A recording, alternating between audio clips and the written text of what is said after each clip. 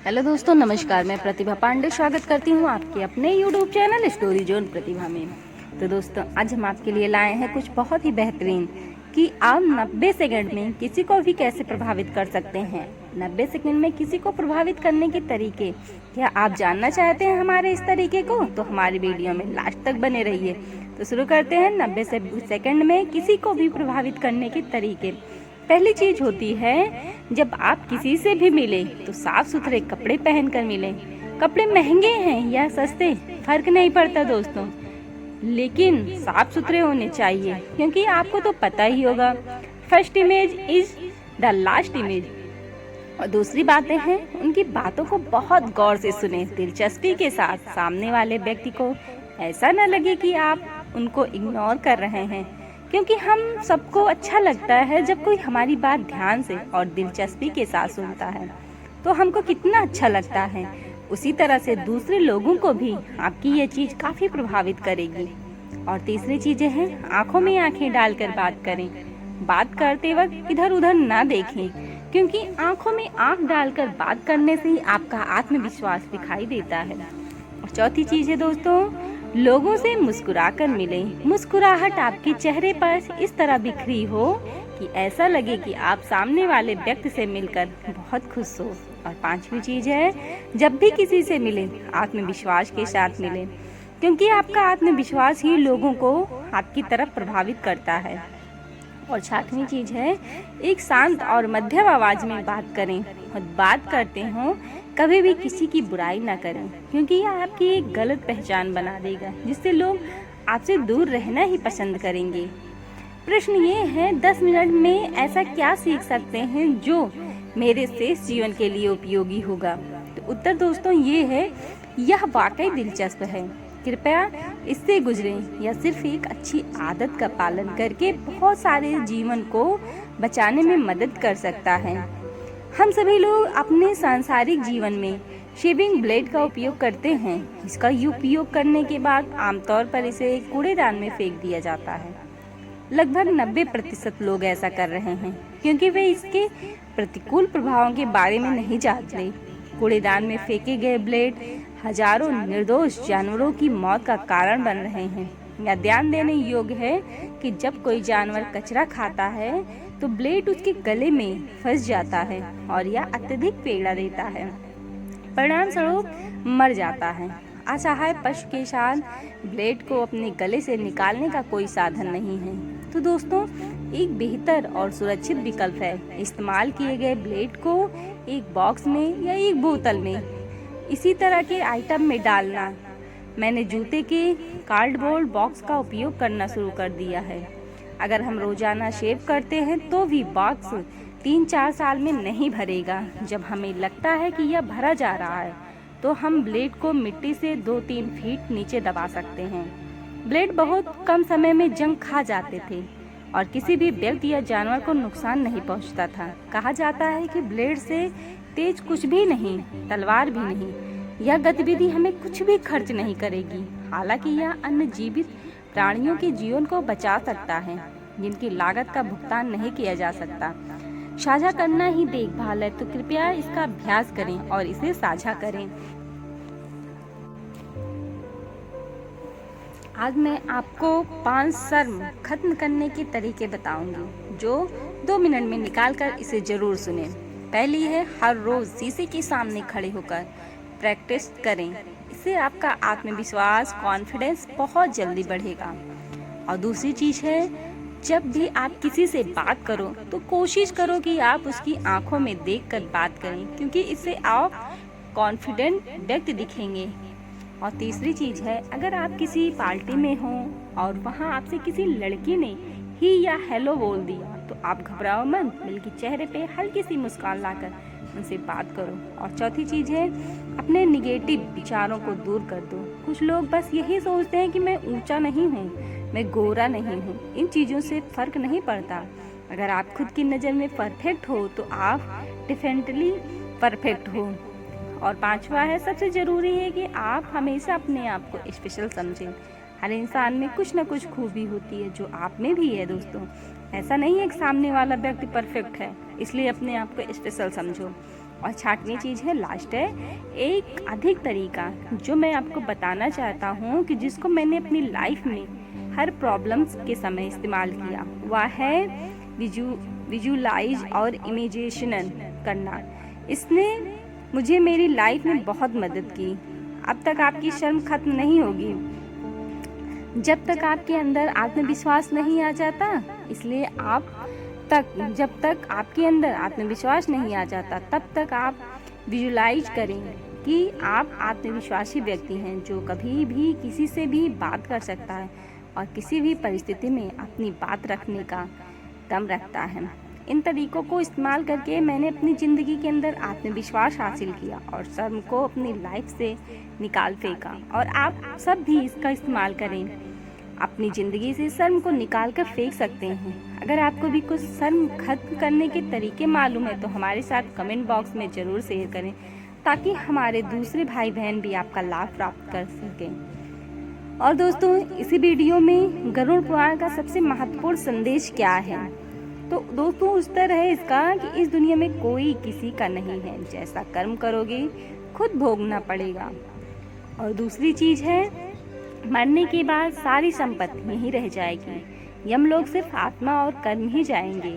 तीसरा है, मरने के बाद पापियों की बहुत दुर्दशा होती है, यमदूत किसी भी प्रकार की दया नहीं करते।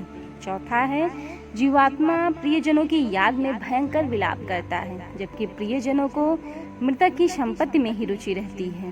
पांचवी चीज है, मरते समय सारे अच्छे कर्मों बुरे कर्मों का सिंहावलोकन होता है। छठवीं चीज है, यमराज के सामने हमारे कर्मों की गवाही देने के लिए श्रवण और श्रवणी नामक देव उपस्थित होते हैं। सातवां, बैतरणी नदी के किनारे पहुंचने पर गौदान का महत्व पता चलता है। आठवीं चीज है, अब भी समय है, अच्छे काम करिए, दूसरों का सम्मान करिए, नहीं तो भयानक नर्क भोगने के लिए तैयार रहिए। और एकमात्र प्रभावी वित्तीय सलाह क्या है, संपत्ति तभी सार्थक है जब स्वास्थ्य भी अच्छा हो। यह सलाह किसी ने दिया नहीं था, मेरे खुद के तजुर्बे का है, 2-4 लिखूंगा, देखिए आपको कौन सा सही लगता है। पहली चीज है, जिंदगी में कभी भी लोन लेकर घर न बनवाएं।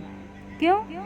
तो सोचिए, अगर आप कोई अच्छी नौकरी या बिजनेस कर रहे हैं, उस नौकरी या बिजनेस से संतुष्ट होकर आप एक अच्छा खासा लोन ले लेते हैं और फिर उस लोन से घर बनाना शुरू करते हैं। एक सही घर बनते बनते 6 से 8 महीने लग जाते हैं। घर बनने के बाद ही वो भाड़ा पर लगेगा, फिर आपको पैसे आएंगे। लोन लेते ही आपको किस्त चालू हो गया। अब 7-8 महीने किस्त देने के बाद जब घर बन जाता है, आप सोचते हैं किसी भी तरीके से किराए पे लग जाए, भले ही वो घर आपका 20,000 में जाना चाहिए, पर लोन का इतना टेंशन रहता है कि आप सोचते हैं यार कुछ भी लग जाए, पैसे आना शुरू हो जाए, फिर आप 10-12 हज़ार में ही राजी हो जाते हैं। सोचिए, लोन का टेन्योर 15 साल का है, खुदा न खास्ता कुछ बीच में आपको हो गया तो आप इलाज करवाएंगे या लोन की किस्त देंगे? या मेरे साथ हुआ, ये मेरे साथ पूरा हुआ, मैं बहुत बुरी तरह फंस गया था। मैं केवल 4-5 लाख लोन आंध्रा बैंक से लिया था, चुकता किया 11 लाख, वो भी 15 साल में। वो 15 साल मेरा नरक जैसा कटा। मेरा तो कहना है आप खुद के कैसे ही बनाओ, भले ही छोटा हो, पर फालतू का टेंशन नहीं होगा। और दूसरी चीज़ है, इससे मिलता जुलता कभी भी क्रेडिट कार्ड ना लें। क्यों? क्रेडिट कार्ड 1970 के ओरिजिनल बुलेट जैसी होती है, जब सवारी करो तो लगता है अपने ही राजा है, पर एक बार टायर पंचर हो जाए तो बुलेट को धक्का मारने में जिंदगी नर्क हो जाती है। ये तीनों एक्सपीरियंस मेरा है। गर्मी के दिन बुलेट को धक्का मारने वाला, वो भी भुवनेश्वर की गर्मी। दूसरा समय बदलते ही क्रेडिट कार्ड, जिंदगी का जंजाल हो गया। छोटी छोटी खुशियाँ, एक छोटी सी कहानी। सामने बैठे सीट पर एक अंकल फोन के टार्च से अपने टिकट को लगभग 10 बार पढ़ चुके थे, तो मैंने यूं ही उत्सुकतावश पूछ लिया कि अंकल, इस टिकट में ऐसा क्या लिखा है कि इसे आप बार बार बंद करके अंदर रखकर बाहर निकाल कर पढ़ रहे हैं? अंकल शायद इसी इंतजार में थे कि कोई उनसे पूछे कि वो टिकट में क्या पढ़ रहे हैं, जबकि दोस्तों टिकट तो पूरा इंग्लिश में था। अंकल ने तुरंत बताया कि बेटे, मैं इस टिकट में देख रहा हूँ कि टिकट में ऐसा क्या लिखा है जिससे ये पूरी एक सीट आज की यात्रा के दौरान मेरी हो जाएगी। अंकल का जवाब सुनकर मैं थोड़ा सा मुस्कुराया और अंकल की ओर देखने लगा। फिर अंकल ने अपने दिल की खुशी और अपने मन में चल रही सारी कहानी एक फ्लो में कह डाली और साथ में सुध में अंकल की सारी कहानी सुनता रहा। अंकल के चेहरे पे खुशी इस बात की थी कि ये टिकट उनके बेटे ने रिजर्व किया था, जो शहर से बाहर रहता है, और उसका प्रिंट इनके भतीजे ने निकलवा कर दिया था। पूरे जीवन ट्रेन यात्रा के दौरान जनरल भीड़ का नज़ारा लिया और आज ट्रेन में पूरी एक सीट मिल गई थी, वो भी थर्ड एसी वाले डिब्बे में। उस वक्त अंकल के अंदर के भाव चिल्ला चिल्ला कर दुनिया को बता देना चाहते थे कि इस टिकट में क्या लिखा था, और उनके बेटे ने उनके आराम के लिए जर्नल में धक्के खाते सफ़र से बचाने के लिए ट्रेन में थर्ड एसी वाले डिब्बे का टिकट बुक किया था। वाकई खुशियाँ अनमोल होती हैं और खुश रहने के लिए बहुत बड़े कारण मिलने की ज़रूरत भी नहीं होती। तो जब भी मौका मिले धीरे से मुस्कुरा लें, क्योंकि इसका मोल अनमोल है। यह सब देख सुन कर मैं वहीं बैठे बैठे सभी देखता रहा और अंकल एक बार फिर अपने फ़ोन की टार्च से टिकट को पढ़ने लगे और इंतज़ार करने लगे स्टेशन के आने का, अपने बेटे से मिलने का। आज रात उन्हें नींद कहाँ आने वाली थी। तो दोस्तों, आज मैं आपको बताऊंगी 7 ऐसी सलाह जो हर किसी को माननी चाहिए। 2 मिनट निकाल कर इसे भी पढ़ें। पहली है, खुद को एजुकेट करो और नई चीज़ें सीखो जो आने वाले समय में तुम्हें आगे की तरफ लेकर जा सके, जैसे कि आज के समय में डिजिटल स्किल्स है। और दूसरा है, हमेशा अपने आप की सुनो, क्योंकि जो आप काम खुद से करोगे उसमें आप माहिर बन सकते हो।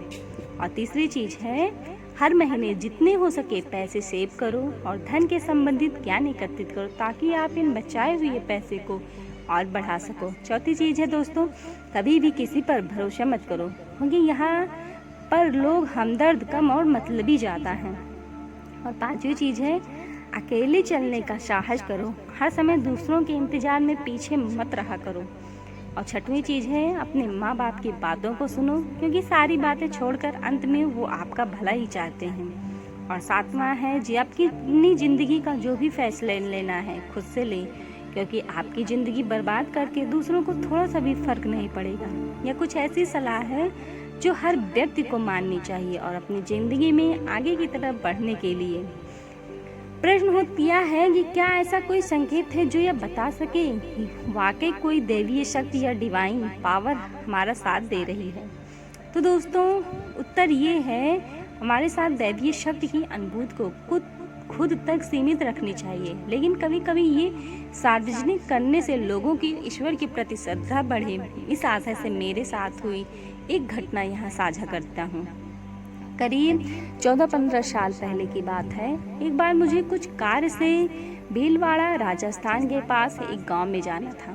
मेरे शहर राजकोट गुजरात से रात्रि की बस में सुबह नाथ द्वारा पहुंचा। वहां पूर्णिमा का दिन था। नाथ द्वारा में बहुत भीड़ थी। मुझे पहले तो तुरंत मेरा कार्य निपटाना था। बाद में नाथ द्वारा से भीलवाड़ा की ओर एक जीप में बैठा और उसमें दूसरे यात्री भी थे। मेरा कार्य निपटा के जब मैं वापस नाथ द्वारा लौटा तो देरी हो गई थी। गेस्ट हाउस के स्टाफ को पूछा तो पता चला कि अब श्रीनाथ जी के मंदिर में दर्शन बंद हो गए। आज आपके दर्शन नहीं होंगे। बहुत व्याकुल हो गया। पूर्णिमा के दिन दर्शन का लाभ लेना था, क्योंकि अब क्या करूं। मैंने सोचा चलो मंदिर जाते हैं। वहां जाकर अगर मंदिर की ध्वजा जी के दर्शन हो जाएंगे तो भी धन्य हो जाऊंगा। वहां पहुंचा तो मुख्य द्वार पर सिक्योरिटी गार्ड ने रोका, आप अंदर नहीं जा सकते, दर्शन बंद हो गए हैं, अब कल सुबह आइए। मैंने उनको विनती की, मुझे सिर्फ ध्वजा जी के दर्शन करने दीजिए, हम अंदर जाकर ध्वजा जी के दर्शन करके तुरंत वापस आ जाएंगे। मेरी श्रद्धा देखकर उसने कहा कि जाओ, लेकिन 5 मिनट में वापस आ जाना। मन में व्याकुलता इतनी थी कि क्या मेरे ठाकुर जी मुझे आज दर्शन नहीं देंगे। मनोमन बहुत प्रार्थना करने लगा। मेरे साथ एक दोस्त भी था। हम अंदर बगल वाले पैसेज से अंदर गए। जैसे जैसे अंदर गए तो कुछ संगीत की आवाज़ सुनाई दी। शादी में जो बैंड बजते हैं वह बैंड वाले श्रीनाथ जी के भजन का संगीत बजाते हो ऐसा सुनाई दिया। मैंने मेरे दोस्तों को बोला, चल तो आगे जाकर देखते हैं जहाँ से आवाज़ आती है। और दोस्तों हम आगे आगे जाकर जहाँ बैंड वाले थे वहाँ पहुँच गए। वहाँ हम क्या देखते हैं, पिछले वाले गार्डन में कुछ खास मेहमानों के लिए पूर्णिमा के विशेष दर्शन का आयोजन था। मेरी आंखों में आंसू की धारा बहने लगी। वाह प्रभु, आपने मेरी श्रद्धा देखकर अपने पास बुला ही लिया। हमने बहुत श्रद्धा पूर्वक ठाकुर जी के दर्शन किए। आज भी जब याद करता हूँ तो आंखें भर जाती हैं। तो दोस्तों हमारी वीडियो में बहुत सारी छोटी छोटी बातें आपके साथ शेयर की हैं। आपको हमारी वीडियो कैसी लगी आप कमेंट में ज़रूर बताइएगा। और आपको हमारी वीडियो अच्छी लगी हो तो लास्ट में बेल आइकन दबाना बिल्कुल मत भूलिएगा, क्योंकि आपके बेल आइकन दबाने से हमारी वीडियो की नोटिफिकेशन सबसे पहले आपके पास जाएंगी। और आप हमारी वीडियो को वॉच करेंगे, कमेंट करके ज़रूर बताइएगा कि आप कहाँ से हैं और हमारी वीडियो देखते हैं या नहीं। इससे हमें प्रोत्साहन मिलेगा और हम आपके लिए ऐसे ही अच्छी अच्छी वीडियो लाते रहेंगे। धन्यवाद दोस्तों।